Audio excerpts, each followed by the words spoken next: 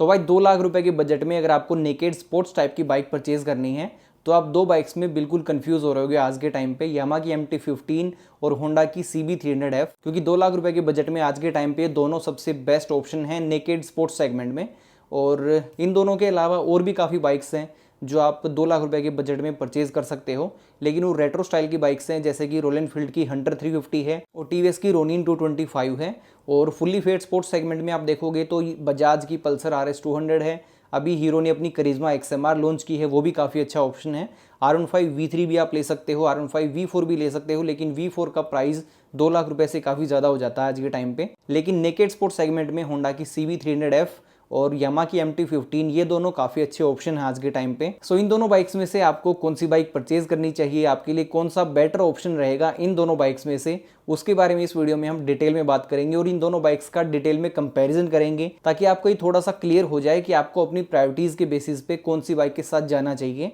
तो दोनों बाइक्स का कंपैरिजन स्टार्ट करते हैं। तो दोनों बाइक्स में सबसे मेन डिफरेंस है वो इंजन डिस्प्लेसमेंट का है, क्योंकि एक 155 सीसी की बाइक है और दूसरी 300 सीसी की बाइक है। MT-15 के अंदर आपको 155 सीसी का लिक्विड कूल्ड 6 स्पीड ट्रांसमिशन वाला इंजन मिल जाएगा और होंडा की CB300F के अंदर आपको 293 सीसी का ऑयल कूल्ड 6 स्पीड ट्रांसमिशन वाला इंजन मिल जाएगा। तो दोनों बाइक्स की इंजन डिस्प्लेसमेंट के अंदर काफ़ी बड़ा डिफरेंस है। और यार ये वाली बात भी बिल्कुल सच है कि नो रिप्लेसमेंट फॉर डिस्प्लेसमेंट, जो ज़्यादा बड़ा इंजन होता है वो बिल्कुल ज़्यादा कैपेबल होता है, इसमें कोई डाउट नहीं है।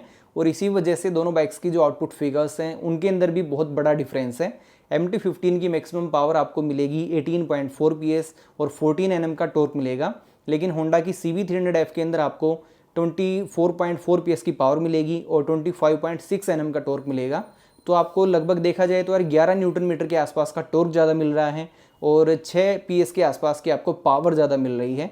तो CB300F ज़्यादा पावरफुल है, ज़्यादा कैपेबल है। होंडा CB300F का इनिशियल एक्सेलरेशन और मिड एंड परफॉर्मेंस आपको ज़्यादा अच्छी देखने को मिलेगी एज़ कम्पेयर टू यामा की MT-15। और टॉप एंड की भी अगर बात की जाए तो यहाँ पे भी CB300F थोड़ी ज़्यादा अच्छी स्टैंड करती है, क्योंकि इसकी top speed 150 kilometre per hour से थोड़ी ज़्यादा ही है।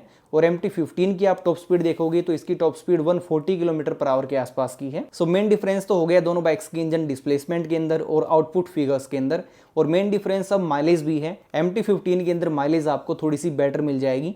MT-15 को आप बड़े प्यार से चलाओगे तो आपको 45 to 50 kmpl के आसपास की माइलेज बड़े आराम से मिल जाएगी MT-15 से। लेकिन MT-15 को थोड़ा रफली चलाओगे तो फिर आपको 40 kmpl के आसपास की माइलेज मिलेगी और CB300F की माइलेज आपको मिलेगी 30 to 35 kmpl के आसपास की। तो लगभग 10 किलोमीटर पर लीटर के आसपास का डिफरेंस रहेगा दोनों बाइक्स की माइलेज में। माइलेज जिनकी टॉप मोस्ट प्रायोरिटी है उनके लिए यार ये 10 किलोमीटर पर लीटर का डिफरेंस बहुत मायने रखता है। और दोनों बाइक्स की मेंटेनेंस कॉस्ट के बारे में बात की जाए तो यार दोनों बाइक्स की मेंटेनेंस कॉस्ट आपको आसपास ही नजर आएगी।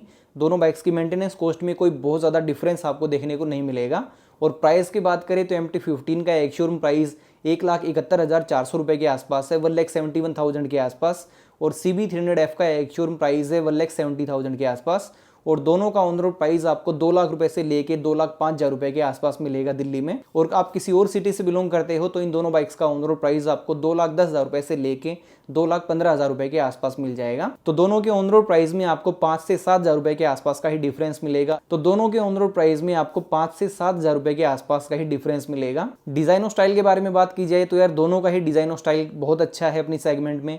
दोनों के अंदर आपको प्योर नेकेड स्ट्रीट फाइटर वाला डिजाइन मिलेगा। दोनों में आपको ऑल LED लाइट्स का सेटअप देखने को मिल जाएगा। कंप्लीट LED लाइट्स का सेटअप दोनों बाइक्स के अंदर दिया गया है।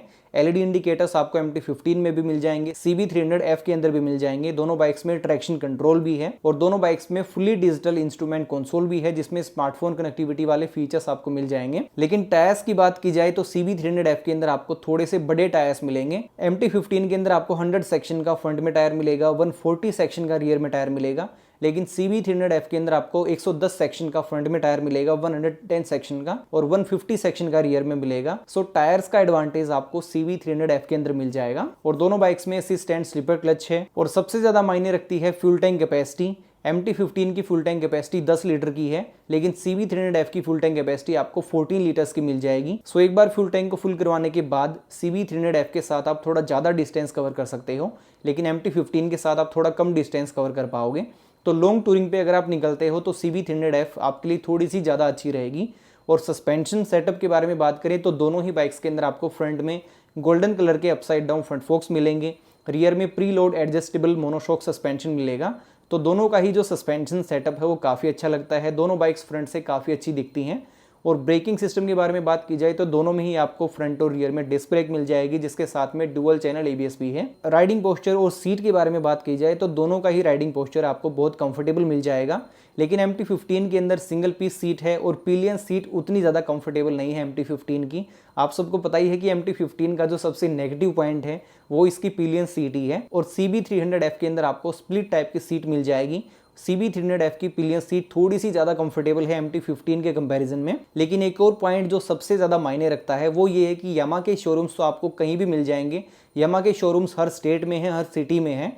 लेकिन CB300F लेने के लिए आपको होंडा के बिग विंग शोरूम पे जाना पड़ेगा और होंडा का बिग विंग शोरूम हर सिटी में अवेलेबल नहीं है। सो CB300F की अवेलेबिलिटी उतनी अच्छी नहीं है जितनी MT-15 की आपको मिल जाएगी। और इसीलिए आपको सर्विस के लिए भी थोड़ा सा परेशान होना पड़ सकता है, क्योंकि यामा के सर्विस सेंटर और यामा के शोरूम्स तो आपको कहीं भी मिल जाएंगे। लेकिन CB300F की सर्विस आपको बिग विंग सर्विस सेंटर पे ही करवानी पड़ेगी।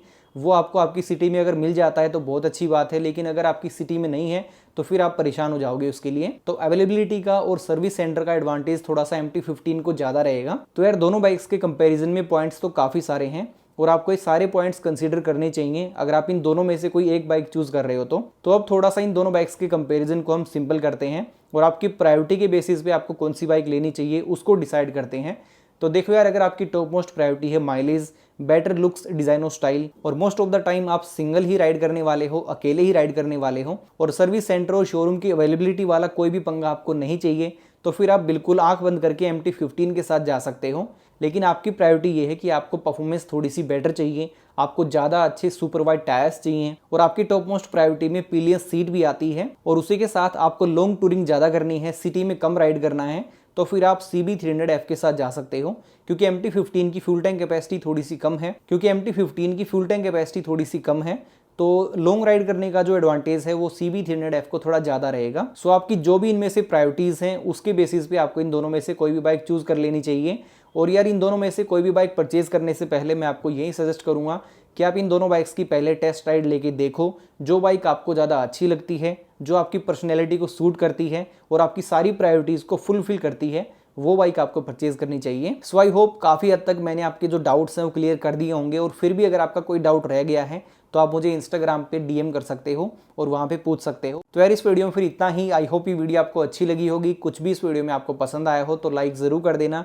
चैनल को अभी तक सब्सक्राइब नहीं किया है तो सब्सक्राइब कर सकते हो। अपने भाई को इंस्टाग्राम पे फॉलो कर सकते हो @K2K Motovlogs। तो फिर मिलते हैं अगली वीडियो में। Till then, ride safe, drive safe.